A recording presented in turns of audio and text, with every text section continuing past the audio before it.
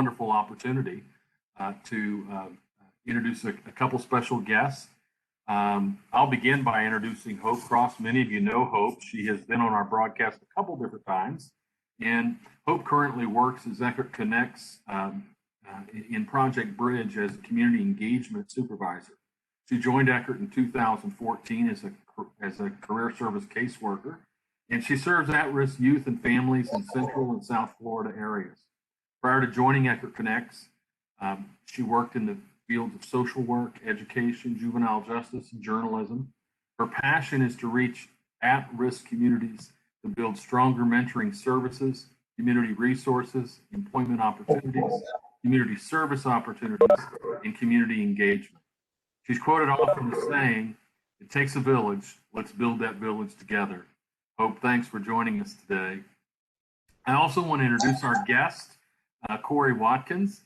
He serves as the Chief Strategy Officer with the Jason Foundation. And since 2016, he has worked at educating communities across the country on youth suicide awareness and prevention. He graduated from Middle Georgia State University with a BS in Business and Information Technology. Corey, thank you for joining us today. We're excited about this new partnership. Absolutely. Take just a minute. Tell us about how you met Corey and how you got introduced to the Jason Foundation and how Project Bridge is going to be working with the Jason Foundation. So Hope, take a few minutes and give us a little context and history before we get started today.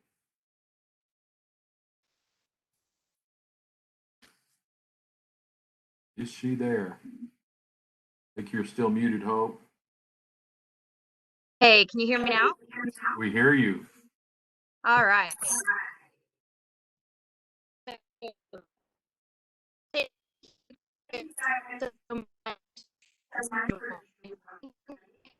thank you, Roy, for that introduction. It really is a pleasure to be here.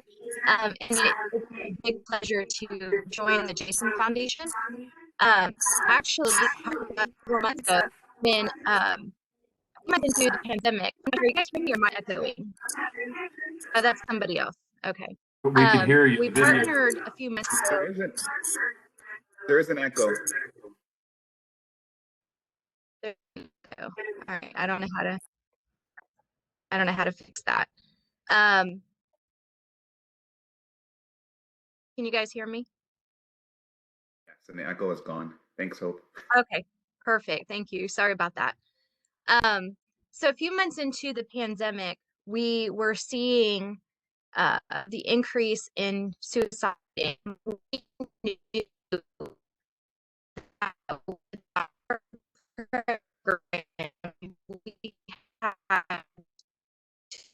to do something that we needed to make sure that our youth and our families and our staff were learning more about suicide awareness and prevention. And that is when we initially partnered with the Jason Foundation and Megan, and then we eventually met Corey. And so that is how our partnership started. So we're so thankful for that. And I could go into a special little story, but I don't know if you want me to share it now.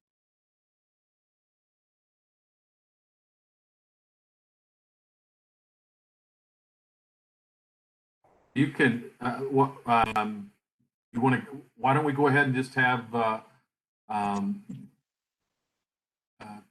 Corey start and tell us about the Jason Foundation. Yeah, I'd be happy to. So just some background on the Jason Foundation. We began in 1997. Our president and founder, Clark Flatt, he tragically lost his son, Jason, at the age of 16 to suicide. One of the main things Clark says, looking back in 1997, he attended everything that he could that helped him get a better understanding on raising his boys. Everything the school offered on what they could look out for that their boys may experience, whether it's drunk driving, drugs, certain social situations, even a form of bullying back in the day. He attended everything he could. Nothing was ever offered. Nothing was ever discussed in any of those meetings about suicide. At the time in 97, suicide was the third leading cause of death for our high school youth. Yet nothing was ever discussed. He had no idea that that was the third most likely thing to take his boy's life. And until he lost Jason, he didn't have any clue. So in October of that same year, he started the Jason Foundation. Really the start was simple. He wanted to educate people in Middle Tennessee, which is our home base in the Nashville area. He wanted to educate the parents, the teachers, and the youth so that other families didn't have to experience this tragedy that him and his family had to experience. From there, we've been able to grow to where now we are a national organization with 165 offices across the country. We're one of the nation's largest providers of youth suicide prevention and awareness programs. Our programs are really kind of circled around what we call a triangle of prevention. We really feel that awareness and education are the first and main steps in preventing this tragedy. And we feel the triangle of prevention, which is our youth, our parents, and our youth workers, our teachers, our educators, our youth workers. Those three have an exceptional chance of recognizing changes, recognizing warning signs and symptoms of suicidal ideation and behavior, and intervening before those attempts are made. So all of our programs are designed to gear towards raising awareness and educating the communities on preventing this tragedy from occurring. Wow. Corey, Hope, let me kind of start with the first question that jumps out at me. And I know it's the obvious question, but why do some teenagers commit suicide or attempt to commit suicide? I wish there was a solid answer to this. If there was a solid reason, we would have a solid chance of preventing it. But there's so many factors that come into play. There's all sorts of different reasons as to why youth contemplate suicide or make attempts or complete suicide. One of the biggest factors is mental health. Depression is a leading factor associated to suicide attempts. So mental health is a big reason. And a lot of times depression can go undiagnosed and untreated in our youth, especially. So that's a big factor. But there are also a lot of other factors, social factors, economic factors, demographic factors. There's all sorts of reasons as to why this is occurring at the rate it is. But it's really no one specific answer, unfortunately.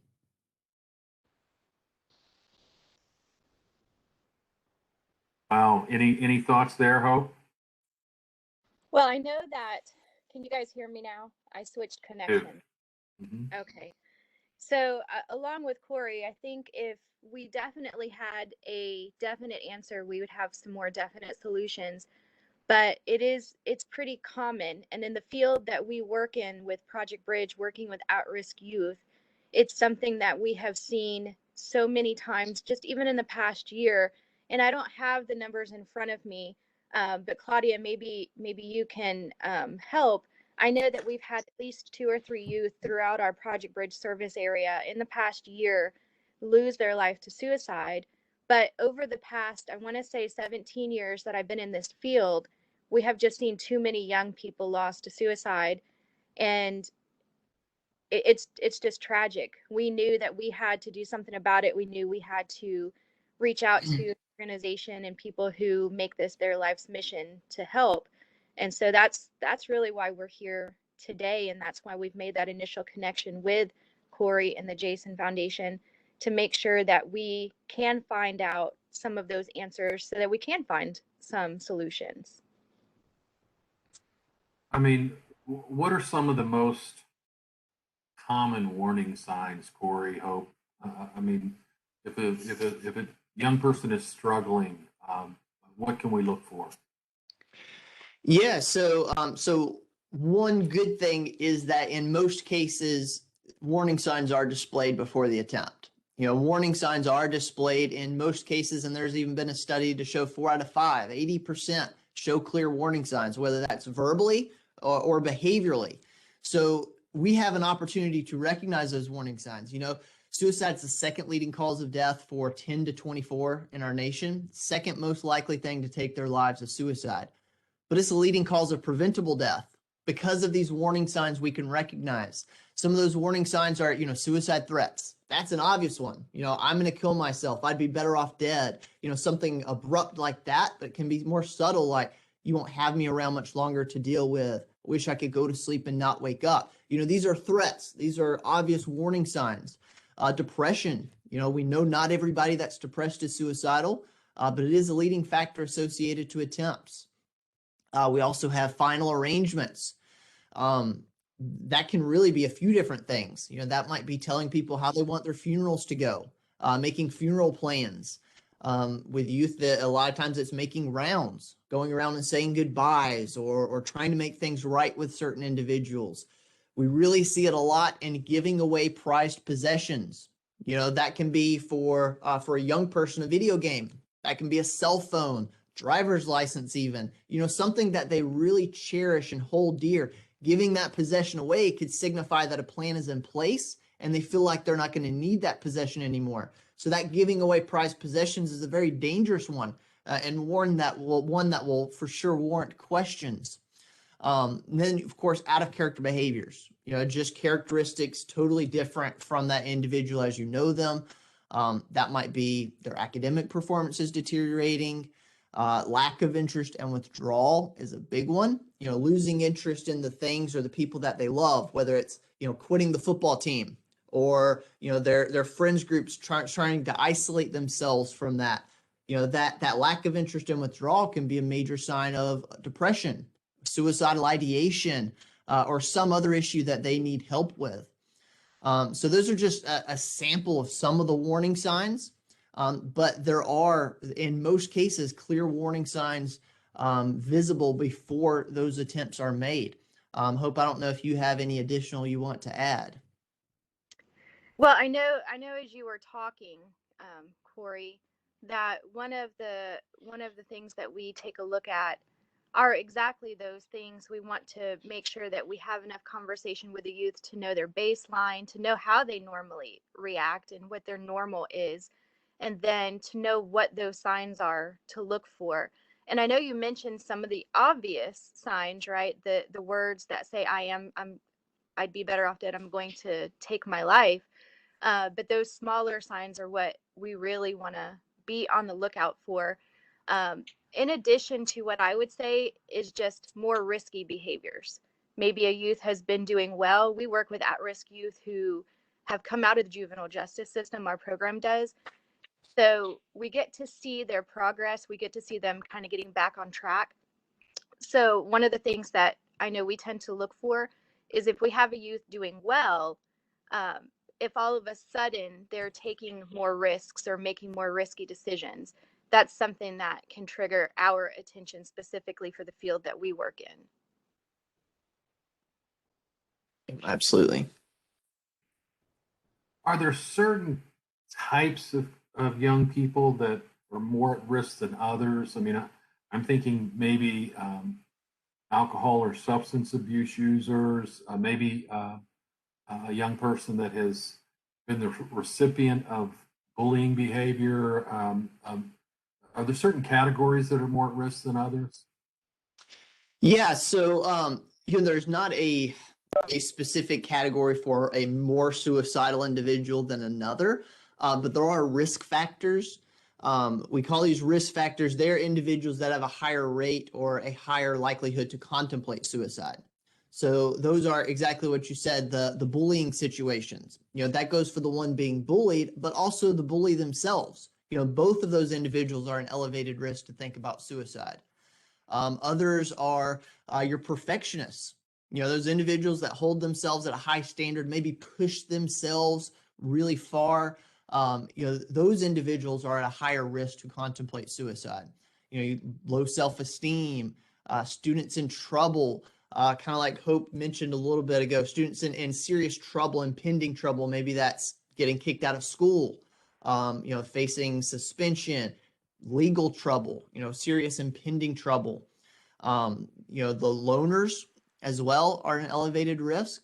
You know, those individuals don't have the social support network or the social support system to lean upon, or the friends group to talk to, decompress if they're having a tough day at home or at school or at work. You know, they're already isolated.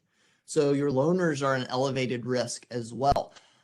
So there's not a specific suicidal type of individual, but there absolutely are risk factors that make someone at a higher risk to think about suicide. And alcohol, drug abuse is absolutely one of those as well. I had a younger sister that attempted suicide at one time. Is it more prevalent in women than men? Is there a gender consideration? Yeah, absolutely. There definitely is. And it really goes for all age groups, but especially within our adolescent portion, 10 to 24. You know, girls attempt suicide as much as 3 times more often than boys do. So they attempt much more often than boys do. But boys complete suicide almost 4 times as much as girls do. So there's a big difference there. The main reason for that difference is choice of means. So boys historically choose firearms as their method of attempt, and with firearms, you know, there's really not much, if any, window of opportunity. You know, it's a really final choice of means. Historically, girls have chosen drugs as their method of attempt, and with drugs, sometimes there's a window of opportunity. You know, maybe introduce a counteractive medication, Narcan, pump their stomachs, do something to reduce the effects of that overdose. So girls historically have chosen least lethal means, which creates a window of opportunity to intervene. However, we have been seeing a trend in the last several years that is starting to change this. And that is, girls are starting to shift their choice of means to a much more lethal choice, to where today the number one most lethal choice of means for young girls and young women is suicide by suffocation, specifically hanging. So that choice of means, the window of opportunity is drastically reduced. So we'll see, as we've seen over the last several years, that suicide rate steadily rise, and really that gap between girls and boys start to close in. So it's a scary trend, it's an alarming trend, and one that we're starting to see those numbers go the wrong way.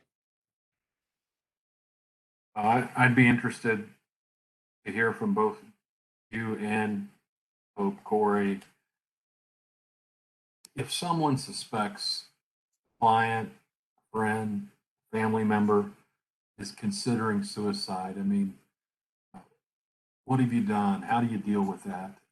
What should you do to step into a situation like that to deal with this? Yeah, you know, probably one of the most important things you can do is just be prepared to ask the tough questions. Yeah, be prepared to sit down with them and ask them the hard questions. You know, you can learn all the stats, all the warning signs all day long, every ins and out of it.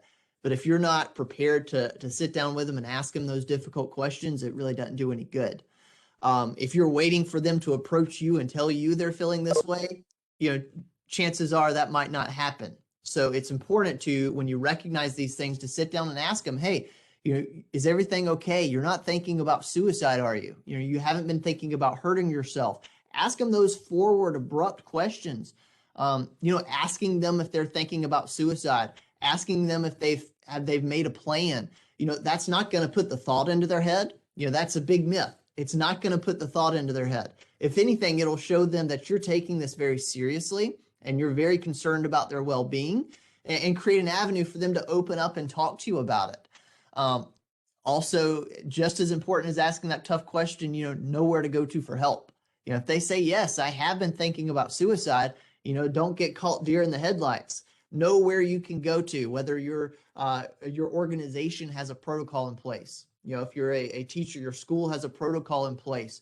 Know those community resources available to you. Know where you can go to get that individual help. That's so important. So ask the tough questions, listening to them without judgment. You know, that fear of judgment is heavy with mental health. Listen without judgment, and then knowing how to get that individual help. It's so important. Hope, do you have anything you want to add to that? Yeah, actually, Corey and Roy, one of the ways when the Jason Foundation and Project Bridge started working together, they were actually able to do a presentation with our young people to actually teach them how to ask those hard questions and then how to find the resources for help. So it just so happened that almost, I don't even think it was a week or two after the presentation, one of our young ladies who was in that presentation encountered a friend who was contemplating and talking about suicide.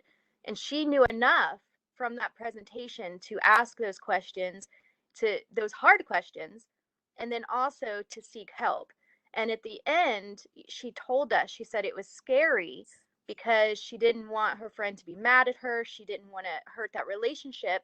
But then her friend actually thanked her in the end and most likely saved her friend's life. So, you know, if you're on this line and you're kind of thinking, oh, those are too hard of questions to ask, or that's just a direction I don't want to go in, that's not my place.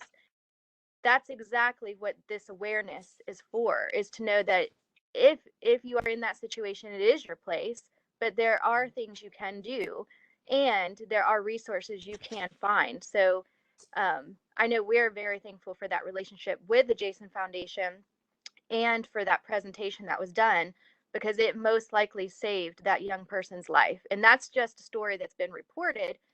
We don't know how many haven't been reported and come back to us. So that comes to mind, and that is really impactful when thinking about suicide awareness and prevention.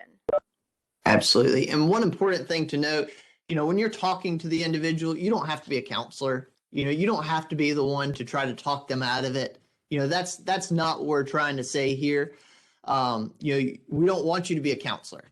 We just want you to bring up that conversation with them, and really your willingness to listen to them and be a point of contact for them and a sounding board for them can really be what they need to rekindle hope. So we don't want you to be a counselor. You don't have to talk them out of anything. It's just talking to them, bringing up that subject and getting them help if needed. And as I hear both of you talk, it just strikes me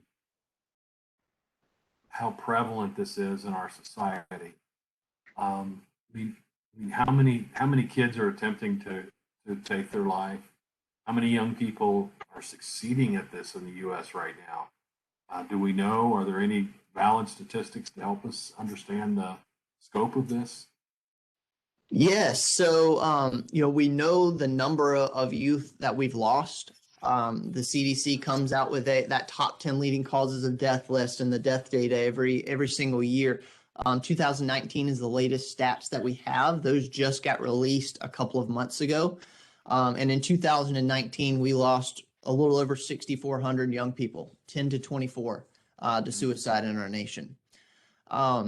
The suicide attempts is a much more difficult thing to quantify because, we're not going to know how many youth actually attempted. We're not going to know those ones that attempted that didn't seek help, didn't tell anybody. The hospital data is still very far behind, very difficult to access and get reports on. But there is a survey that's given out by the CDC called the Youth Risk Behavioral Survey. That is a survey given out to high school students across the nation, and it asks a broad range of behavioral questions, 4 of which pertain to mental health and suicide. And one of those questions on there is, have you made an attempt of suicide 1 or more times in the last year? So 2019 was the last survey that we have. And in 2019, 8.9% of youth said that they have made an attempt in the last year. So if that were the case, based upon our high school population, you're looking at 1.3 million youth attempted suicide. A little over 1.3 million youth in our nation attempt suicide in the last year, just within the last year. So it's extremely prevalent. One thing that we've heard from doing presentations and there's this sheer weight of that number. People will say, well, what they did, they were just trying to get attention. They didn't really want to die. They didn't know what they were doing. There's all sorts of excuses as to why the number is as high as it is. But really, our response is every attempt should be taken very seriously, whether you think it's serious or not. You know, whether you think it was them trying to get attention or what they did never had lethal implications, it's very serious to that individual. And take it as a cry for help. You know, honestly, take it as a cry for help that they no longer have the coping mechanisms to deal with whatever pain or struggle they're going through. And they need assistance to overcome that. So it should be taken very seriously. It's not something for us to judge what's a serious threat or not, because to that individual, it is very serious. So unfortunately, it's something that's extremely prevalent in our society, and one that has been growing and is still growing. Based upon the trends in other areas, I can only assume that in the pandemic COVID environment that these kinds of mental health pressures have gotten worse, not better. Yeah, absolutely. So, that's another thing we don't have stats on, and we won't have stats on for a while, but we do work with mental health corporations around the country, hospitals around the country. We work with the Crisis Text Line, the Suicide Prevention Lifeline. And one thing they've all said is there has been a major increase in youth dealing with depression, hospital visits with depression, anxiety, suicidal ideation. And, a lot of times those are the precursors to the attempts down the road. So, we've seen a major increase in those issues, that suicidal ideation. We're long away from being over this issue. Far beyond COVID, when all of this is gone and out of the way, those mental health effects from this are going to linger, and are still going to be prevalent for a long time. So, the mental health of youth, I would say, is more vulnerable right now than it's been in a long time, because of the isolation, the social distancing, the lack of a social support network, lack of access to resources. Things like that have been difficult on a large portion of our youth. So it is something that is negatively affecting them. And unfortunately, we won't know the stats for quite some time. That youth risk behavioral survey that I just mentioned, that was 2019. This fall, that survey is going to be given out to our youth again. So those questions are: have you attempted suicide? Have you thought about suicide? Have you made a plan? All of these questions, we're really scared about what those stats are going to look like. Wow.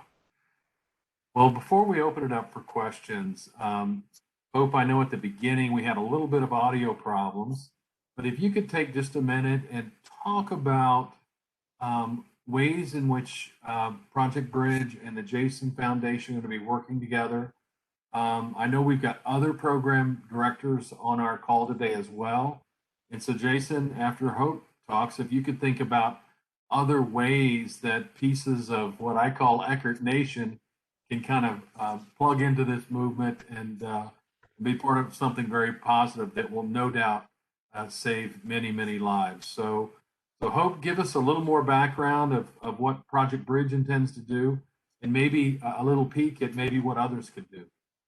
Absolutely.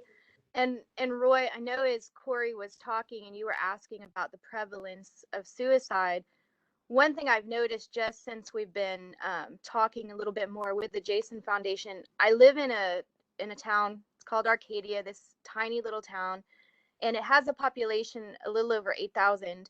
And just in the past 4 weeks, we have had 4 suicides in our town, 2 of which have been young people, and then the other 2 were young adults, not probably within that age range. I can't remember the exact age. And so that really hit home for me, being in a small town, and they were connected with my friends who are teachers. And it just really brought to my attention that this is another reason that we are doing this and connecting with the Jason Foundation, because there are people out there who really do feel that they don't have hope. They don't have a way. So one of the plans is for Eckerd Connects Project Bridge and Eckerd Connects to partner with the Jason Foundation. You said at the beginning we have over 125 different organizations, many of which are represented on this call. The idea is that we get every single one of those, or as many as possible, involved, that we create a series of videos that really help spread the awareness, exposure of suicide, and then actually have an event later in the year to truly highlight all of those things that we've been talking about. So we're going to be sharing stories. We're going to be talking about the resources that the Jason Foundation has. We're going to be talking about how to access those.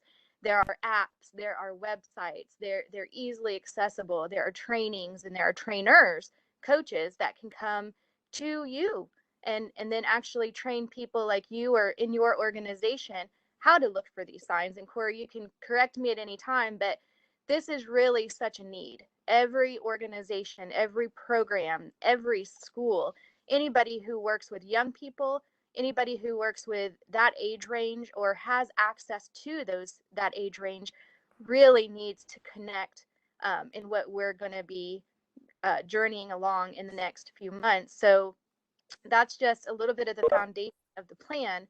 And the idea is that we, as partners, that village that you were talking about, that as partners in that village, that we can help spread that word more, spread the awareness, and prevent the needless deaths of young people throughout our nation. Absolutely. That's powerful, Hope. Corey, how have you worked with other organizations and with an organization like ours, as Hope said, with, you know, way over 100 different programs, multiple office locations, 2,000 employees, and 40,000 young adults and young people that we work with. What are your thoughts of how we can move forward? You know, there's so much opportunity. You know, there's so much opportunity to train not only your staff, but the young people you come in contact with on a regular basis. You know, it's all about education and awareness. Just like Hope said, you know, you don't know what you don't know. You know, if people don't know what these warning signs mean, what these warning signs are, you know, they don't know that they should intervene. So it's all about educating everybody that we can. You know, I know we've talked about doing staff trainings for your young people, your youth. You know, trying to reach as many lives that we can, so that in turn they can go out into their communities and reach their communities. So it's really just all about getting in front of as many people as possible, and educating them and encouraging them to take that out into their communities and educate those around them. We are getting some questions coming into the chat room, so I'll shout out the first one, and that is, does Corey know why suicides are increasing over the last year during COVID? Of course, I assume isolation has a large part to do with it, Corey. But what are your thoughts? Yeah, I would say isolation, for sure. You know, that isolation can be damaging on mental health. You know, some deal with it better than others, but isolation is difficult, especially for young people. You know, there's only so much FaceTime and Zoom and things like that can really do for young people. So isolation is difficult. Lack of resources. You know, those teachers who are with them on a regular basis, those coaches, those school personnel, youth workers who are used to interacting with these individuals, they might have an opportunity to recognize changes and warning signs. You know, that opportunity is very difficult virtual learning. You know, that opportunity to recognize changes and warning signs in youth is very difficult virtually. Lack of those individuals that can look out for those things, lack of access to school resources. You know, I know schools have done as well as they could to make sure youth had the ability to access those resources, but it's still difficult in a virtual world. You know, it's difficult to access those individuals, and you don't have access just walking down the hall to talk to the school counselor, things like that. Probably a big one is the lack of a social support network. You know, those friends groups that they're used to interacting with face to face on a regular basis, the inability to do that regularly has been damaging. So, you know, of course, not every young person is affected, but I think those are some key factors in why we've seen an increase of issues really over the last year. Good input. Hope, I know, take a minute, and I know we've got a few new folks on the call today, but talk about how Project Bridge has continued their casework and work with clients, mentoring and support in the COVID era. It probably Absolutely. illustrate. I know it's when a coach or a mentor or a teacher is not able to have face-to-face access, it makes it tough, doesn't it? It does make it tough, but I know we were actually just talking about this, Roy, is 1 year ago on the 16th, just last week, we received that kind of like that epiphany of this thing is happening. This is real. What do you mean social distance? I think I look back at pictures and I think there's no distance between us. We're shoulder to shoulder with our kids and with our staff. So at first it did present as a barrier and it still presents sometimes as a barrier, but the great thing about Project Bridge and Eckerd as a whole is that when a barrier is presented, what we do is we find solutions. That's actually part of what we do. We find those solutions. So it's definitely different. It's not the norm of being face to face all of the time and having that constant face to face interaction. But what we did decide as a team is our kids and our families and even our staff need us now more than ever before.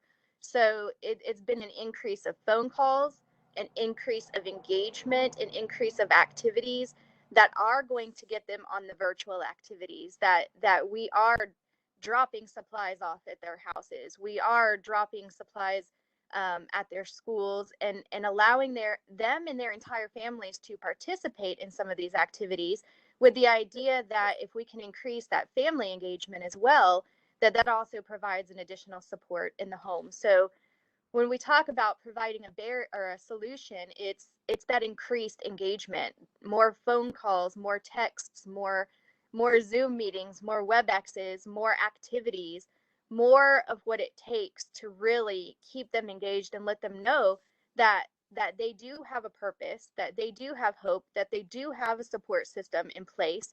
And then we've increased our awareness activities, such as allowing I think we've had 2 or 3 sessions now with the Jason Foundation, which has been able to, all of our youth have had opportunity to access those, as well as we have the opportunity for our staff to be trained as coaches and even our youth themselves to be trained as coaches. So where a barrier was provided, many solutions have been created. And I believe at the end, we're going to be better for it as long as we continue these partnerships and allow these new things to come into our programs so that we can be made better. Awesome. Another question, Corey, coming in on the chat room. What are some examples of ways in which you've engaged with other organizations that serve youth like Eckerd Connect? Are there other organizations? Are there other models? Are there other steps that we can take as we move forward together? So we don't partner with a lot of organizations. It's something we've done in the past, but it's not something we do often. It's really just when we see something that has a really strong opportunity to reach a lot of individuals like Eckerd, that we really seek that partnership and work towards that. We do partner with mental health hospitals around the country who work in their communities. They provide access to the Jason Foundation programs and resources at no charge to their communities by reaching out to their local schools, their local youth organizations, colleges, and just letting them know the resources that are available to them and being able to access those resources. I would think that a good partnership is just making aware all of the little organizations and the pockets of communities that you're involved in, aware of these resources, aware of what they can do to prevent this tragedy. Like I said at the beginning, it's a leading cause of death in our nation, but it's a leading cause of preventable death.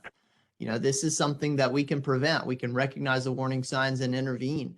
And it's really about educating the communities and the individuals that we serve, educating them on this issue. So, I don't think it's specific to, hey, we only have to talk to people who deal with youth. I think regardless of the organization or the community that we're talking to, we're talking to parents, we're talking to uncles, we're talking to aunts, we're talking to grandparents. It's not just reaching those youth organizations. People around the nation, regardless of what organization they're with, need to hear this message and need to know what they can look out for. So it's partnerships with organizations like yourself who have such a significant impact in reaching your communities that give a great opportunity to spread that message around. We are honored. Thank you so much. This has been so informative.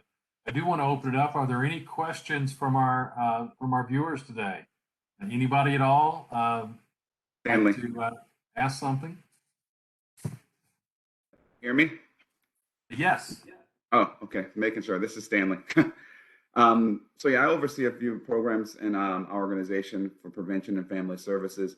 And I wanted to speak to and maybe have Corey and Hope, of course, chime in on the impact of social media when it comes to this issue of suicide and suicide prevention. As we know, more than ever before, people's self-image is judged by social media unrealistically. Our youths and even adults, you cannot escape physical judgment, personality judgment. It comes at you even more and more than it ever has in history. So has there been any, I would say, initiatives or data reflecting social media's impact on side? I know of some, but I wanted to get your additional input. Yeah, I don't know of specific stats I can tell you. I know there's a lot of correlation between the rise in social media and the rise in the rate of suicide. Just thinking back from 2000 to today, suicides increased by over 70%, in our young people. And you think that's about when the rise of social media started coming on. That social media brings a lot of social pressure on young people, but it also isolates them. It gets them away from that individual face-to-face contact and puts them more on a virtual aspect. The rise of bullying through online bullies, which is much more prevalent than in-person bullies. That online bullying is very prevalent and something that our youth have to deal with on a regular basis. So there's absolutely some correlation between the two, from the rise of social media and the rise of the rate of suicide. Hope, I don't know if you have some specific studies that you want to talk about. Well, I don't have the studies necessarily or the statistics, but Stanley, that's a great question, and it's one that I think sometimes we forget to even look at. But there are two things that kind of come to mind. I know, Roy, you asked earlier about the risk factors. So one thing that in social work is, when a risk factor is present, the way to deal with that is usually to create those protective factors. And in that case, it would be this awareness and education. But in the realm of social media, that can be done as well, because there's just so much access now to additional resources. So it's kind of like there's a lot of darkness out there, but you fight that darkness with the light. So wherever there is more more bullying or more exposure on social media in regards to those negative things, that's also an outlet for us to have more exposure to those positive things and the resources that are available, which is exactly why I think that what we're moving toward is so important, is getting these resources, these apps, these people in the paths of not just our young people, but anybody out there at risk. And what better than 125 different organizations that have countless connection with, it's like that spider web effect, right? One person touches 10, and then 10 can touch 200. So I just think of that. I think of making sure those protective factors are provided, and then making sure that where there is that negative on the social side, that we provide that positive. Absolutely. Yeah, another question just popped up, kind of spinning off the last one, but with social media and this whole concept of bullying. Bullying isn't always just laying your hands on somebody. you can bully with social media tool these days too. But how do you handle that in a school setting or a program setting like the one that we're working with? Mm. Hope, do you want to take this one? That's a loaded question. And I think I'm going to go back to what Corey said earlier is I think you said one of the risk factors or one of the signs is even of suicide is someone who's actually bullying. So it maybe not all the time, but it's possible that that person is crying out for help in that way. So again, I think it would just be that education and that exposure to all of these resources that we're talking about, the education, understanding, and I know that we haven't really touched that, but understanding that everybody has a purpose and everybody has a reason, that they're here, and making sure they don't lose sight of that purpose, even in the hard times, even in the middle of the risk factors, even in the middle of that trouble, making sure they understand that they do have a reason and they do have a purpose. And I'm not an expert on bullying, but I have seen it. And typically the bully is you do what you do what you had done to you. And so again, it's just kind of fighting one thing with more of another, and making sure that that bully has an understanding that they have a reason, that they are human, that they have a purpose, and to bring them back to the appreciation for human life and humanity as a whole. And I don't know if that is necessarily the answer, but I know that that's what I've tried to do, at least in my experience, and I've seen that work in the past. So, and I'm not sure if anybody else wants to throw in some more helpful things there. I think it comes back to what both you and Corey have done for us today, and that's encouraging us to have courage and to stand up and to confront suicide and to talk directly to those who potentially could be affected by it. And so I wish that for our organization. I appreciate your boldness, Hope, in raising this issue, and it is one that we want to spread it out across the whole organization. And so, thank you, Corey, for the Jason Foundation. Thank you, Hope, for Project Bridge modeling this for us. And again, we so appreciate it, and you have encouraged me today. And I just want to thank you both so much. Well, thank you, Roy. This is definitely something that I think is important. So thank you for taking the time to just bring it out. Absolutely. We really appreciate the opportunity.